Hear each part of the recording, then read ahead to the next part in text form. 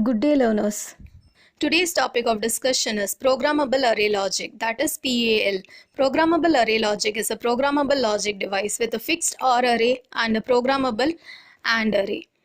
Whereas in programmable logic array, that is PLA, both AND array and OR array are programmable. This makes PLA more flexible than PAL.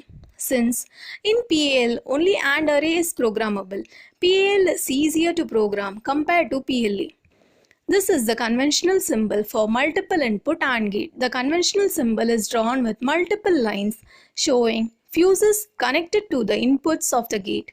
This is the array logic symbol for multiple input AND gate. It uses a single horizontal line connected to the gate input and multiple vertical lines to indicate the individual inputs. Each intersection between a vertical line and the common horizontal line has a fused connection. In a similar way, we can draw the array logic for OR gate or any other type of multiple input gate.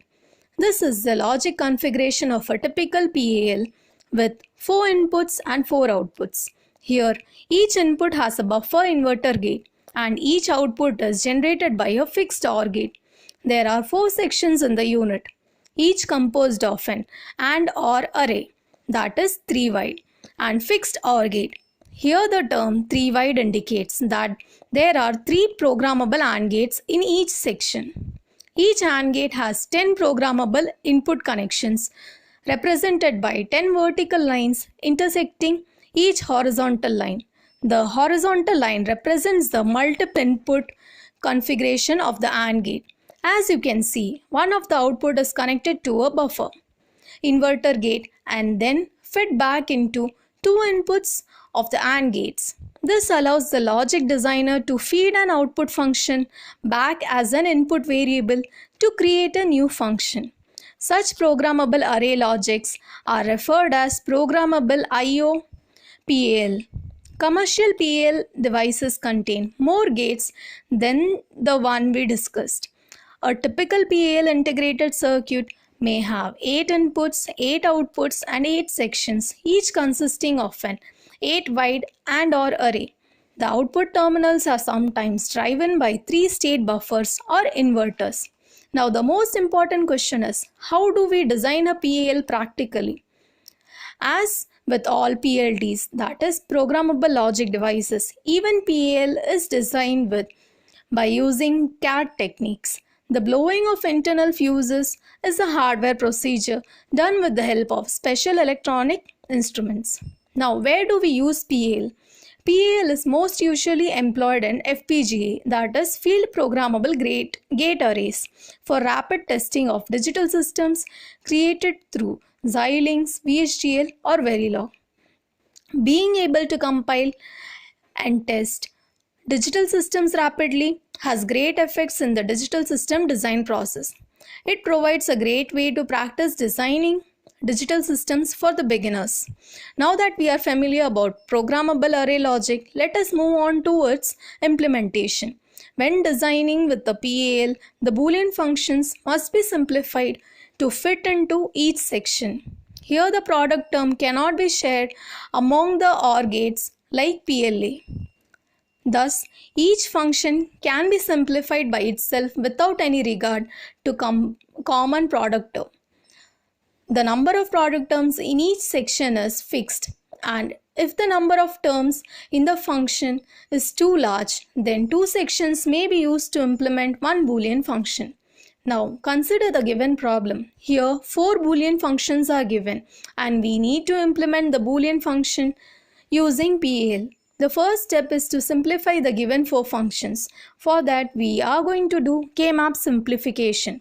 Let us start with the first function W and plot the ones for the sum of minterms given here.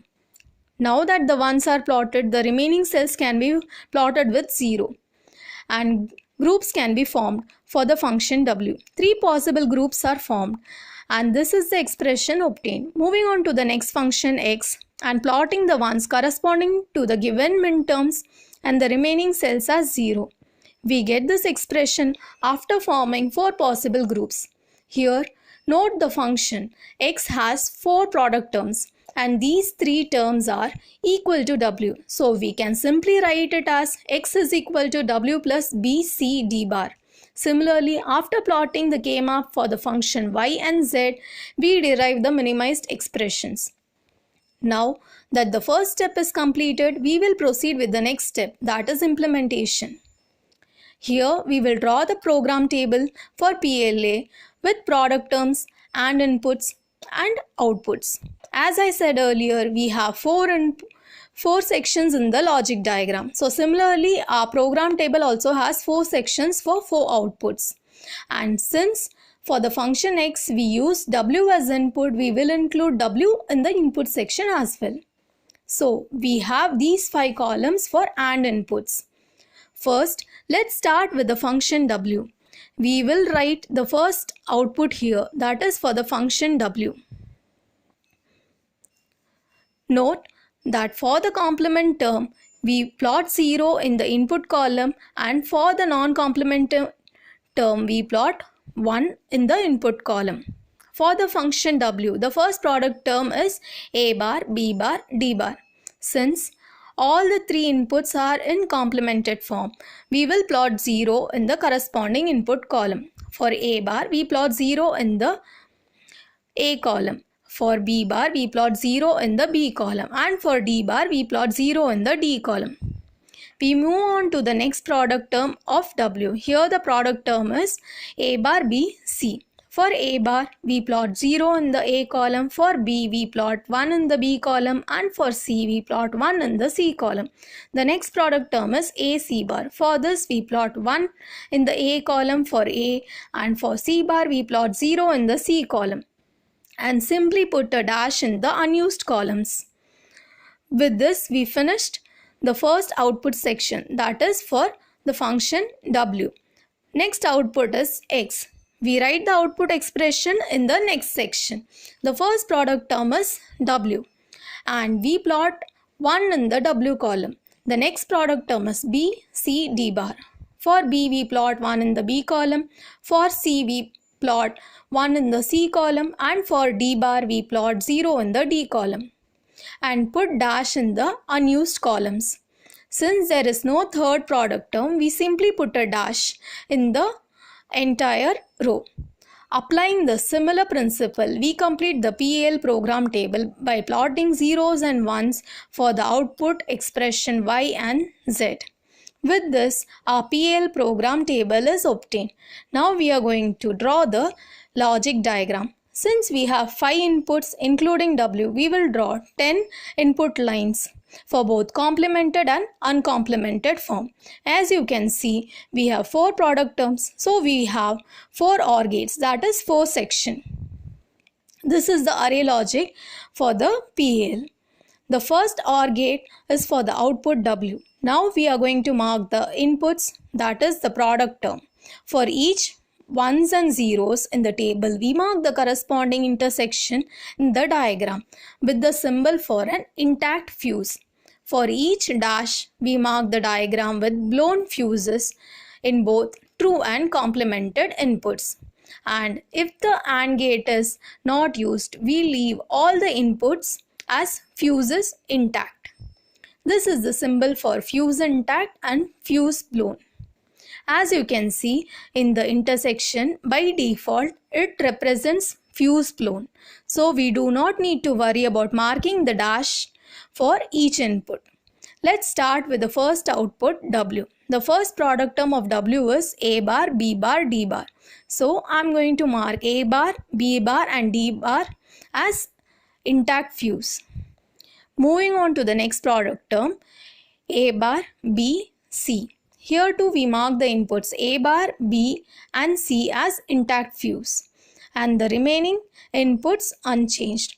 And the last product term is a c bar. We mark the a and c bar in the third AND gate and input as fuse intact. Since w is also used as input, we add a buffer inverter gate and then it is given as a feedback to the 2 inputs of the AND gate, that is w and w bar. Now moving on to the next output function x. It has 2 product terms. So one AND gate will remain unused. As I said earlier, we will mark as all fuses intact for the unused AND gate. We mark it on the gate as shown here. Now, our first product term is W. So we mark the intersection of input W as fuse intact. The next product term is B, C, D bar. We mark the intersection of B, C and D bar as fuse intact. Similarly, we mark the fuse intact for the output function W and Z. This is the logic diagram obtained for the given problem once the fuse intact is completed. With this, we conclude our today's topic. Let us have a short recap on what we discussed today. We started with the understanding of PAL along with its application. Followed by that, we implemented a design of PAL for a given Boolean function. Thank you.